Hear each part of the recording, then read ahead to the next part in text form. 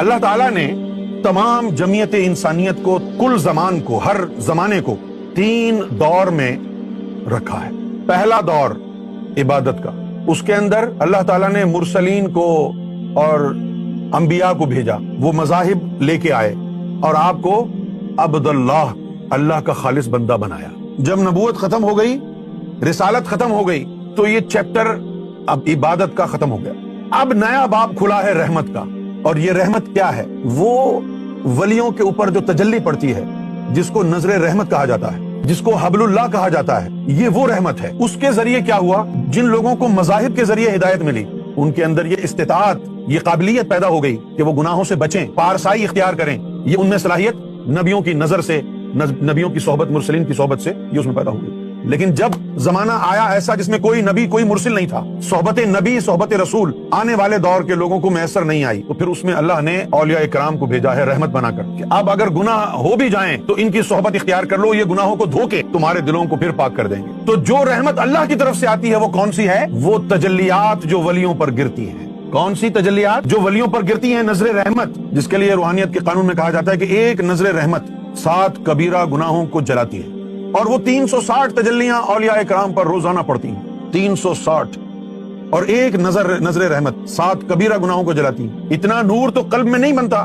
جتنا اللہ کی جو تجلی ہے اس میں ایک تجلی میں آ جائے نور۔ اسی لیے مولانا روم نے کہا، یک زمانہ صحبت با اولیاء بہتر از 100 سال طاعت بیریا۔ ایک لمحہ ولی کی صحبت میں جو گزارا ہے ہزاروں سال کی بیریا عبادت سے، وہ ایک لمحہ افضل ہے جو تو ولی کی صحبت میں گزار لیا۔ کیونکہ ہو سکتا ہے کہ 1000 سال کی عبادت سے جو گناہوں کا بوجھ تیرے سینے پر آ گیا ہے وہ دھل نہ سکے، اور اس ولی کی صحبت میں تو ایک لمحے کے لیے گیا، اس تجلی کی زد میں آ گیا، ساری آلائشیں جل گئی۔ تو یہ آیت ہمیں کیا کہہ رہی ہے؟ وَهَبْ لَنَا مِن لَدُنْكَ رحمت، اے مولا وہ عطا کر دے جو رحمت تیری طرف سے پڑتی ہے، یعنی مرشد کی صحبت۔ وہ رحمت تو ولیوں پر پڑتی ہے نا، وہ ایک تجلی جو تیرے پیارے پر پڑ رہی ہے اس کی زد میں لے آ مجھے، یعنی بالفاظ دیگر مرشد سے رشتہ مستحکم ہو جائے، اور اس کی ڈیپینڈنسی اور ریلائنس اپنی عبادات پر نہیں بلکہ مرشد کی صحبت، مرشد کی نظر پر ہو، جس میں اللہ کی تجلیات کا نزول ہو رہا ہے۔ کیونکہ وہ جو تجلی اللہ کی طرف سے رحمت کی پڑ رہی ہے وہ گناہوں کو چھوڑتی نہیں ہے، جلا دیتی ہے۔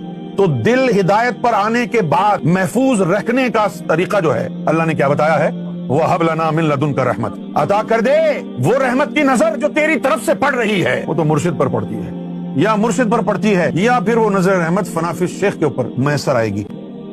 فنافی شیخ کے بھی اگر قریب ہو گئے تو مرشد کے ہی قریب ہوئے نا۔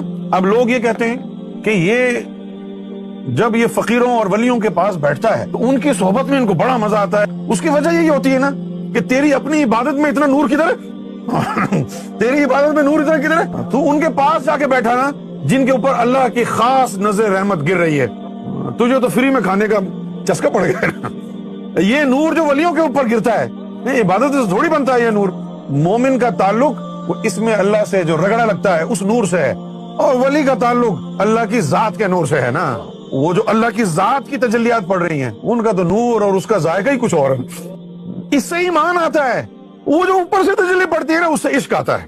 اسی لیے آپ دیکھیں حضور کے دور میں بھی کیا ہوا، کیا کہتے ہیں ہم حضور کے کمپینینز کو؟ صحابی رسول۔ کیا مولا علی نے، حضرت ابوبکر صدیق رضی اللہ تعالیٰ عنہ نے حج نہیں کیا تھا؟ کیا تھا نا، ان کو حاجی کوئی بولتا ہی نہیں۔ کیا وہ نماز نہیں پڑھتے تھے؟ کیا وہ مومن نہیں تھے؟ لیکن سب سے بڑی چیز کیا تھی ان کے پاس؟ صحبت رسول، جس سے بڑھ کر کوئی چیز نہیں ہے۔ صحبت رسول میں کیا تھا؟ صحبت رسول میں ایک تو نظر مصطفیٰ تھی، حضور کی نظر ان کے سینوں پر پڑتی تھی۔ ولی کے اوپر تو 360 تجلیاں پڑتی ہیں روزانہ، اور نبی پاک صلی اللہ علیہ وسلم پر ہر وقت وہ تجلی پڑتی تھی، پڑتی ہے۔ پہلے وہ تجلی حضور کے وجود مبارک پر پڑتی تھی، اب حضور کے روضہ انور پر بھی پڑتی ہے۔